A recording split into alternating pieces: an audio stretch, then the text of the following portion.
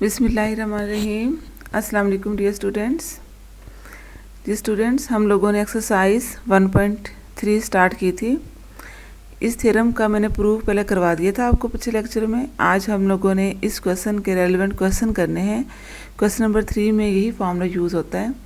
ये फार्मूला आप कैसे अप्लाई करना है कि साइन का जो एंगल यहाँ होगा वही नंबर यहाँ नीचे होना चाहिए। अगर दोनों सेम वैल्यूज़ होंगी और लिमिट थीटा टेंस टू 0 होगा तो इसका आंसर इक्वल टू 1 होगा। अब ये फार्मूला कैसे अप्लाई करेंगे ये मैं आपको बता रही हूँ नेक्स्ट क्वेश्चन में। ये क्वेश्चन नंबर 3 के सारे पार्ट्स लिखे हुए हैं आपके सामने। इसमें से फर्स्ट पार्ट करते हैं पहले। जी फर्स्ट पार्ट है ये। अब देखें, अगर हम डायरेक्ट यहाँ limit x tends to 0 x को 0 पुट करते हैं तो क्या आंसर आता है। 7 को 0 से मल्टीप्लाई करेंगे 0 हो जाएगा और साइन 0 0 होता है। नीचे x को 0 पुट करेंगे तो 0 आ जाएगा। तो ये 0/0 फॉर्म है जो कि अनडिफाइंड है। अब इसको हम कैसे ख़त्म करेंगे, यही वाला फार्मूला यूज़ करेंगे इस पर। ये फार्मूला कैसे यूज़ होगा कि इन दोनों वैल्यूज़ को सेम होना चाहिए।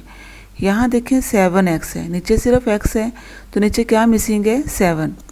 अगर 7 यहाँ हमारे पास आ जाएगा तो फिर इसका आंसर हम 1 लिख सकते हैं।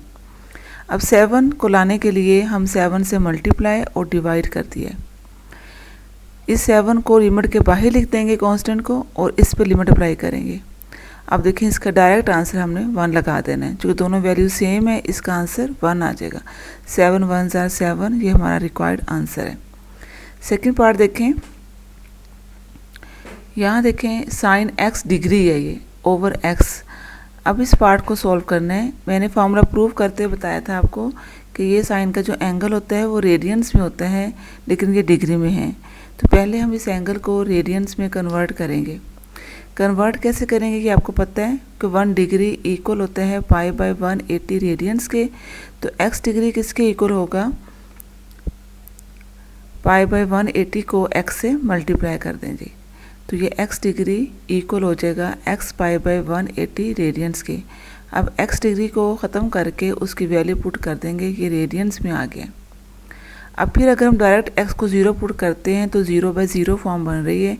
अब फिर हम यहाँ फार्मूला यूज़ करेंगे साइन θ/θ वाला। तो उस फार्मूले को यूज़ करने के लिए जो ये एंगल है वही नीचे होना चाहिए। तो नीचे क्या मिसिंग है, π/180। फिर हम इसी नंबर से मल्टीप्लाई भी कर दिया और डिवाइड भी कर दिया। अब देखें सेम वैल्यूज़ बन गई हैं। अब π/180 कांस्टेंट को बाहर ले आएंगे और इस नंबर पर हमने लिमिट यूज़ कर दी है। तो इसका डायरेक्ट आंसर 1 लगा दिया। तो ये हमारा आंसर आ गया जी। थर्ड पार्ट देखें, यहाँ भी अगर हम थीटा को डायरेक्ट यूज़ करते हैं तो cos 0 1 हो जाएगा, 1 - 1 0। नीचे साइन 0 0 होता है तो 0/0 फॉर्म बन रही है। अब 0/0 फॉर्म को ख़त्म करने के लिए हम क्या करेंगे, इसको रैशनलाइज करेंगे। रैशनलाइज करने के लिए क्या करेंगे जी, रैशनलाइज कर दिया है। 1 - cos θ के 1 + cos θ से मल्टीप्लाई और डिवाइड कर दिए। इन दोनों को मल्टीप्लाई किया तो 1 - cos θ आ गया और नीचे है sine theta into 1 + cos θ। 1 - cos square का फार्मूला होता है साइन स्क्वायर थीटा। एक साइन कैंसिल हो जाएगा और बाकी हमारे पास ये रह जाएगा। अब इसमें हमने लिमिट यूज़ कर दी है। साइन 0 0 होता है, नीचे cos 0 1 होता है, 1 + 1 2 हो गया, 0/2 0 होता है। ये हमारा रिक्वायर्ड आंसर है जी। स्टूडेंट्स उम्मीद समझ आ गई होगी आप लोगों को। नेक्स्ट पार्ट है फोर्थ पार्ट। अब देखें यहाँ पर अगर हम डायरेक्ट x को पाई यूज़ करते हैं, साइन पाई 0 होता है। यहाँ x को पाई रखेंगे पाई - पाई 0 तो 0/0 फॉर्म बन रही है। अब फिर 0/0 फॉर्म को ख़त्म करेंगे। अब क्या किया हम लोगों ने, देखें कि sine pi - x, sine x होता है, ये फर्स्ट में फार्मूला पढ़ा हुआ है आप लोगों ने। तो यहाँ हमने साइन x को ख़त्म करके साइन पाई - x रख दिया है क्योंकि अगर दोनों सेम आ जाएँ, देखिए सेम वैल्यू होगी डायरेक्ट इसका आंसर 1 लगा सकते हैं। लेकिन अगर हमने आपको साइन θ/θ की फॉर्म में कन्वर्ट करना है तो इसके लिए क्या किया है, पाई - x को थीटा पुट कर दिया। अगर x टेंस टू पाई है, अब हमने इसको थीटा में कन्वर्ट कर दिया। अगर x पाई को x टेंस टू पाई है, थीटा की वैल्यू क्या होगी, आपने x की वैल्यू पाई यहाँ पुट कर दी है तो पाई - पाई 0 हो जाएगा तो थीटा की वैल्यू 0 हो जाएगी। अगर x टेंस टू पाई है तो थीटा टेंस टू 0 होगा। तो यहाँ हमने फिर इसको थीटा में कन्वर्ट कर दिए।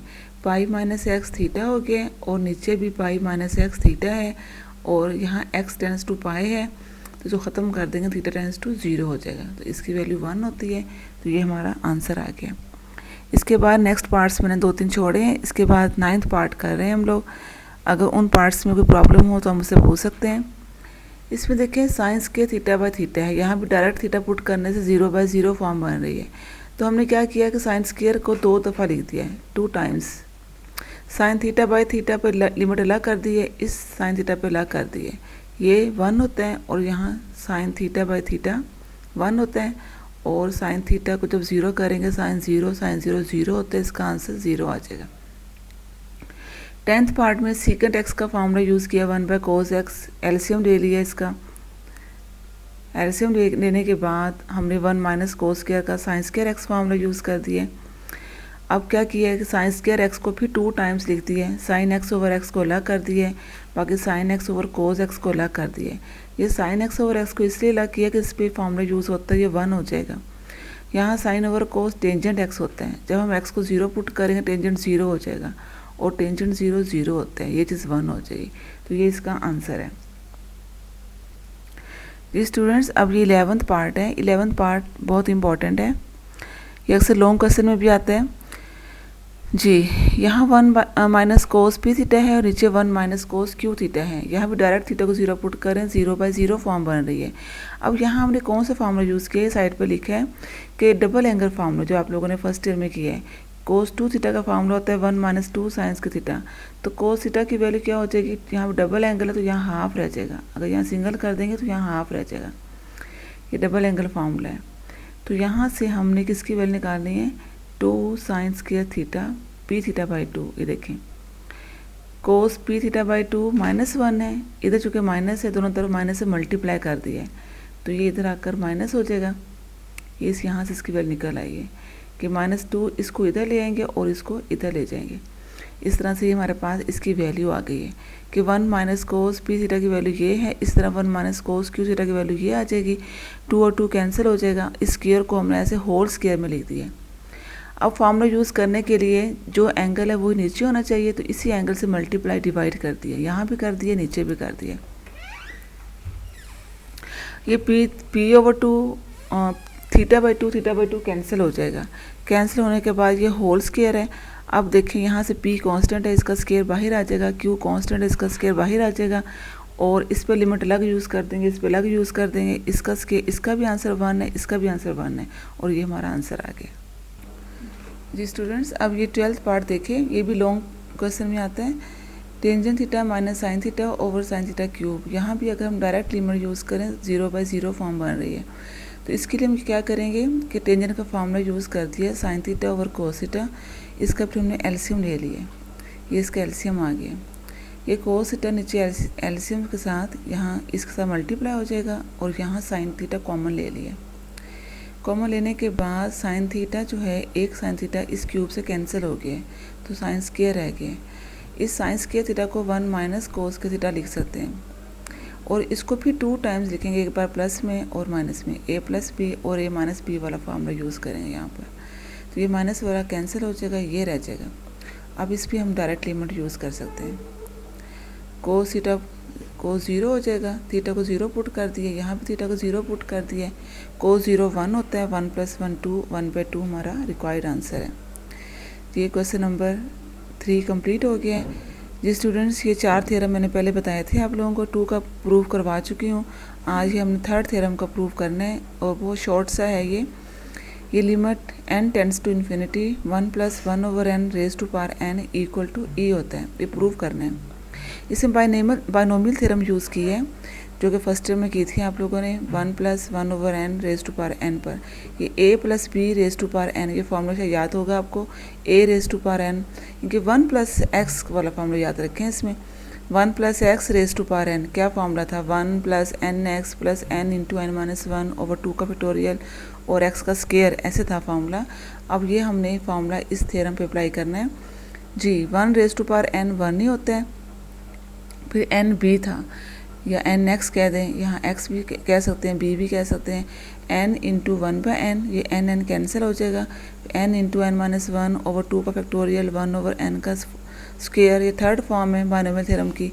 इसके बाद नेक्स्ट है, अब देखें इस पे हमने कैसे सॉल्व किया है कि n और n कैंसिल कर दिए, 1 रह गया, n स्क्वायर है ना, इस n स्क्वायर को एक n इस स्क्वायर से कैंसिल हो गया, बाकी एक n रह गया, जो एक n रह जाएगा उसको इन दोनों पे डिवाइड कर देना है, n/n 1 हो जाएगा, यहाँ 1/n आ जाएगा। इस तरह यहाँ पर n क्यूब है, n क्यूब में से एक n कैंसिल हो गया, बाकी n स्क्वायर रह जाएगा, n स्क्वायर को में से एक n यहाँ डिवाइड कर दिया, एक n यहाँ डिवाइड कर दिया, यहाँ करेंगे तो 1 माइनस 1/n रह जाएगा, यहाँ करेंगे तो 1 माइनस 2/n रह जाएगा। इसके बाद दोनों तरफ लिमिट ले लें, जब लिमिट लेंगे n टेंड्स टू इन्फिनिटी तो 1/n 2/n ये सारे जो हैं ज़ीरो हो जाएंगे, क्योंकि 1 समथिंग ओवर इन्फिनिटी ज़ीरो होता है। इसके बाद जो हमारे पास बाकी टर्म्स रह जाएंगी वो ये रह जाएंगी, ये भी ख़त्म हो जाएगी, ये भी ख़त्म हो जाएगी, ये भी ख़त्म हो जाएगी, ये टर्म्स रह जाएंगी। इसको आप सिंप्लीफाई करें just by use of calculator, ये ऐसे लिख दिया हमने, इनको ऐड किया तो ये आंसर आया और ये ई की वैल्यू है। तो ये प्रूव हो गया है कि ये इक्वल ई होता है। जी स्टूडेंट्स, ये थ्योरम हो गया हमारा। इसके बाद नेक्स्ट थ्योरम करना है, ये भी नेक्स्ट क्वेश्चन में डायरेक्ट यूज़ करना है। Limit x tends to 0 a⁻ x minus 1/x, इसका आंसर होता है log a। ये प्रूव करना है। अब देखिए अगर डायरेक्ट x को 0 पुट करते हैं तो a की पावर 0 1 होता है, 1 माइनस 1 0 हो जाएगा, x को 0 0/0 फॉर्म बन रही है। अब यहाँ 0/0 फॉर्म को कैसे ख़त्म करेंगे जी, ax माइनस 1 को हमने y सपोज कर लिया है कि अब आपने सारी टर्म को y में कन्वर्ट करना है। y में कन्वर्ट करने के लिए x ख़त्म हो जाएगा ना, तो यहाँ से इस लिमिट को भी ख़त्म करना है, इसको भी हमने y में कन्वर्ट करना है। ये कैसे कन्वर्ट करते हैं, इसको मैंने y सपोज किया है, तो यहाँ से हमने x फाइंड करना है। पहले -1 को इधर ले आए, 1 प्लस हो गया। अब ax equal to 1 plus y है, ये एक्सपोनेंशियल फॉर्म है, इसकी लॉगरिथमिक फॉर्म क्या होगी, ये log a बेस है, तो इन दोनों की प्लेसेस चेंज कर देते हैं, ये इधर आ जाएगा, x इधर आ जाएगा, कि x सेपरेट हो जाएगा और यहाँ a log a ये इधर आ जाएगा। इस तरह इसकी लॉगरिथमिक फॉर्म आप लोगों ने 9th क्लास में यूज़ की थी, ये वही फॉर्मूला यूज़ किया है कि एक्सपोनेंशियल फॉर्म को लॉगरिथमिक फॉर्म में कैसे कन्वर्ट करते हैं। इसके बाद हमने लिमिट को चेंज करना है। अब जब x टेंड्स टू 0 है, अगर x की वैल्यू 0 है तो y की वैल्यू क्या होगी, अगर x को 0 पुट कर देंगे तो a की पावर 0 1 होता है और 1 माइनस 1 0 होता है, तो y भी 0 ही आ रहा है कि अगर x टेंड्स टू 0 है तो y भी 0 ही करेंगे पुट। अब देखिए next, when x tends to 0 y also tends to 0। जी बेटा, यहाँ हम लोगों ने वैल्यूज़ पुट कर दी हैं, इसकी वैल्यू y है और यहाँ हमने x की वैल्यू पुट कर दी है और x को हटा कर y लिख दिया यहाँ पर। अब ये सारी टर्म्स y में कन्वर्ट हो गई हैं और इस y को जब नीचे लेके आएंगे, नीचे आके 1/y हो जाएगा। अब log के बाहर जो नंबर होता है वो पावर बना सकते हैं, इसको यहाँ पावर बना दिए। इसके बाद इस लिमिट को जब यहाँ अंदर इस पर अप्लाई करेंगे, ये भी हमने फार्मूला यूज़ किया है, प्रूव किया है कि 1 plus y raise to power 1/y ये इक्वल ई होता है। तो यहाँ हमने इसकी वैल्यू ई पुट कर दी है और अगर हम इसको यहाँ न्यूमरेटर में लेके जाते हैं तो इन दोनों की प्लेसेस चेंज हो जाती हैं, ई यहाँ बेस में बन जाएगा और ए यहाँ आ जाएगा। तो ये हमारा थ्योरम प्रूव हो गया है। ये हमारे 4 थ्योरम्स कंप्लीट हो चुके हैं। जिस स्टूडेंट्स कोई प्रॉब्लम हो तो आप मुझसे पूछ सकते हैं। ओके, अल्लाह हाफिज़।